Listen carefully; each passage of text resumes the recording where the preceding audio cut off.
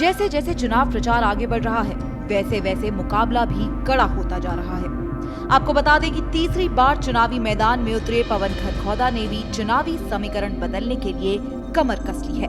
सोनीपत जिले की खरखौदा विधानसभा से चुनाव प्रचार में जुटे पवन खरखौदा के लिए भाजपा के बड़े बड़े नेता पहुंच रहे हैं। इसके बाद जब हमारे संवाददाता रवि कंसल ने चुनावी रणनीति के बारे में सवाल पूछे तो उन्होंने क्या जवाब दिए, आप भी सुनिए। नमस्कार, श्रेष्ठ भारत देख रहे हैं आप और पवन खरखौदा हमारे साथ हैं। बातचीत कर लेते हैं और ये जानने की कोशिश करते हैं कि किस तरह से चुनाव प्रचार आगे बढ़ रहा है। जिस तरह से प्रतिद्वंदी मानते हैं जयवीर वाल्मीकि को या किसी और को, तो उनका क्या हाल अब की बार रहेगा।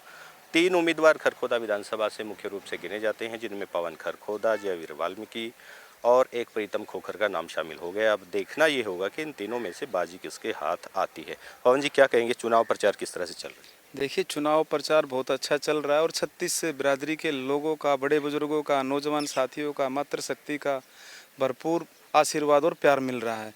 और जहाँ तक आपने जिक्र किया कि आप प्रतिद्वंदी किसे मानते हैं, मैं ये मानता हूँ कि लोग अपना चुनाव समझ के पवन खरखौदा का चुनाव लड़ रहे हैं। और जब 36 बिरादरी के लोग चुनाव लड़ते हैं तो मेरे ख्याल से उसमें प्रतिद्वंदी कोई नहीं बचता। बहुत सारी समस्याओं का अक्सर जिक्र होता है कि खरखौदा विधानसभा की सुविधाएं जो होनी चाहिए थी वो नहीं हो पाई, तो उनको ध्यान में रखते हुए किस तरह से चुनाव प्रचार जो आगे बढ़ता है, जनता कितना साथ दे रही है? देखिए, जनता का भरपूर सहयोग मिल रहा है। और जहाँ तक बात समस्या की है, तो जो यहाँ का विधायक 15 साल से जो सत्तासीन है खरखौदा की कुर्सी पर, सबसे बड़ी समस्या खरखौदा हल्के के लोगों के लिए वो है।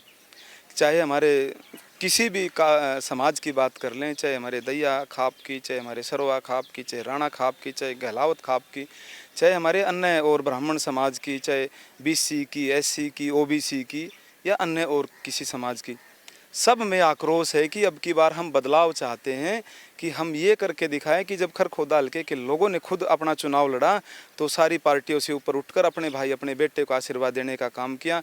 और जहाँ तक समस्याएं हैं 15 साल से, क्योंकि विधायक बिल्कुल भी किसी भी समस्या को लेकर जागरूक नहीं था, उसने कोई कार्य नहीं किया, ना उसकी नीयत थी, ना नीति थी और ना उसका कोई नियम था। उसका तो केवल एक ही नियम था कि 5 साल में आकर एक बार किसी व्यक्ति विशेष के नाम पर यहाँ पर जीत के जाना, उसके बाद यहाँ से विलुप्त हो जाना। और अब तो मैं ये मानता हूँ कि लोग भी समझदार हैं और लोग खुद बोलने लगे कि भाई 2029 में हमारा हल्का जर्नल हो जाएगा, ओपन हो जाएगा। तो ये विधायक पहले 15 साल नहीं दिखाई दिया, तो ये भाई अगले उसमें कैसे दिखाई देगा। तो लोग अब ये बदलाव का मन बना चुके हैं कि भाई पवन खरखौदा है, उनका परिवार 5 पीढ़ियों से हमारे हल्के में सेवा कर रहा है, तो ये लड़का हमारे बीच में रहेगा, हमारे लिए काम करेगा, हमारी मदद करेगा। और सब ये चाहते हैं कि भाई हमारे साथ सुख में दुख में कौन खड़ा मिले। तो निश्चित रूप से खरखौदा की समस्याओं का समाधान, चाहे पानी निकासी की है, चाहे कन्या कॉलेज की है, चाहे गली नालियों की, चौपालों की है, वो एक विधायक के अधिकारक क्षेत्र में वो चीज़ें आती हैं कि जिनको लेकर 15 साल से विधायक ने उन पर कोई कार्य नहीं किया। लेकिन आपके चैनल के माध्यम से ये भरतू का पोता ये विश्वास दिलाता है कि जिस दिन खरखौदा हल्के के लोगों ने अपने भाई, अपने बेटे को विधायक के रूप में आशीर्वाद दिया, जो विधायक की जो ग्रांट आती है उसका 1-1 रुपया जिस गांव के हिस्से में जो हिस्सेदारी आती है, उनके गांव में चौपाल में बीच में जाकर देने का काम करूंगा।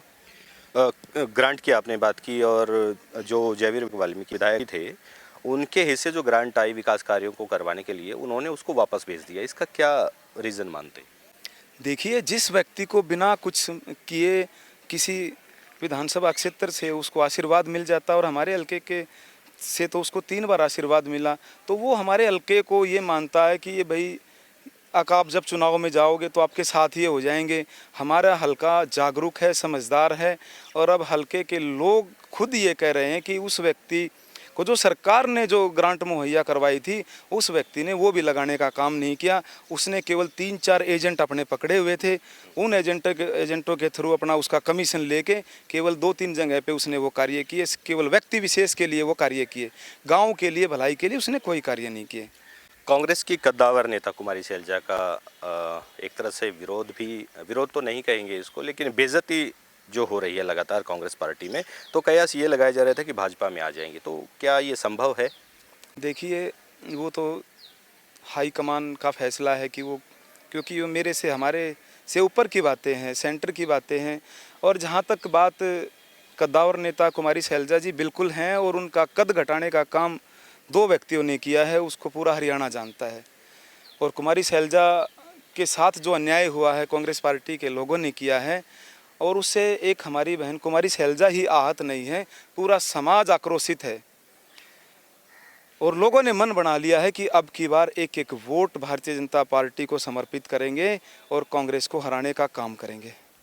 जहाँ जहाँ बड़े हुड्डा साहब जाते हैं वहाँ वहाँ कहा जा रहा है कि हम जीत रहे हैं, और कहा ये भी जा रहा है कि कांग्रेस आ रही है और भाजपा जा रही है। कितना सार्थक मानते हैं? देखिए, ये तो उसी दिन भारतीय जनता पार्टी की सरकार पे मोहर लग गई थी जिस दिन कांग्रेस की लिस्ट आई थी, क्योंकि कांग्रेस ने उन्हीं चेहरों को रिपीट किया है जिनसे पूरे क्षेत्र के लोग परेशान थे, जनता दुखी थी, और लोगों के जिनके इन्होंने काम नहीं किए, तो लोगों ने हर क्षेत्र में, हर विधानसभा में बदलाव का मन बना लिया है। और जो ये इनके 28-30 जो एमएलए थे, जो सिटिंग एमएलए थे, उनमें से लगभग मोस्टली हार के निकल रहे हैं। तो सरकार कहाँ से बन जाएगी आप बताइए? सरकार निश्चित रूप से भारतीय जनता पार्टी की बन रही है।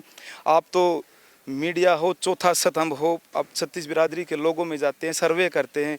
मैं आपके चैनल के माध्यम से ये कह सकता हूँ कि 6 की 6 विधानसभा सोनीपत की भारतीय जनता पार्टी जीतने जा रही है। मोदी जी की बड़ी रैली होने वाली है, उसके बारे में थोड़ा बताइए विस्तारपूर्वक। और इसके बारे में थोड़ा सा ये भी बताना ज़रूरी है कि जिन विधानसभाओं को लेकर संशय बना हुआ था कि कार्यकर्ता नाराज हैं, तो उनको कैसे मनाया गया? देखिए, भारतीय जनता पार्टी के लोग भाव से जुड़े हुए हैं, देश प्रेम से जुड़े हुए हैं, सनातन और संस्कृति के साथ जुड़े हुए हैं। और हमारी पार्टी में जहाँ तक मेरे क्षेत्र की बात है, एक भी टिकटार्थी या प्रत्याशी या हमारा जो संगठन का जो अधिकारी पदाधिकारी है, एक भी नाराज नहीं है। और वो अपने आप को भारतीय जनता पार्टी का हिस्सा मान के, अपने आप को कमल का फूल मान के, अपने आप को पवन खरखोदा मान के एक एक वोट कमल के निशान के लिए वो प्रयास कर रहे हैं। और निश्चित रूप से ये बदलाव का भी संकेत है कि सारा संगठन, सारे पार्टी के लोग एकजुट होकर काम कर रहे हैं। पवन खरखोदा को आपने सुना, हम लगातार राजनीतिक विश्लेषण जो है वो करते रहेंगे। आप देखते रहिए श्रेष्ठ भारत। श्रेष्ठ भारत पर खबरों से जुड़े रहने के लिए चैनल को सब्सक्राइब और लाइक करें, बेल आइकन दबाएं और देखते रहें श्रेष्ठ भारत।